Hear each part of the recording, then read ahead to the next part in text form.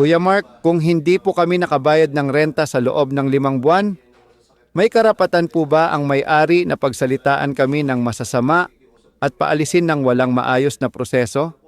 Ikaw, nagrenta ka o umupa ka ng bahay, umupa ka ng isang apartment, condominium, hindi ka nakabayad.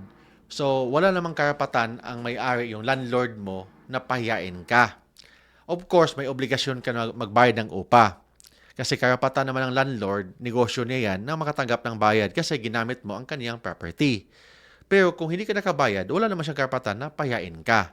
Ang gagawin niya, gagawa lang siya ng demand letter to pay and vacate.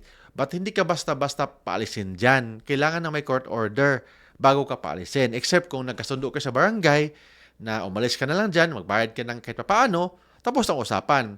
Pero hindi ka dapat basta-bastang palayasin sa isang lugar kahit na hindi sa'yo yan kasi may contract naman kayo, umupa ka naman dyan, kahit na hindi ka nakabayad ng utang, hindi ibig sabihin na may karapatan ka ng hilain palabas.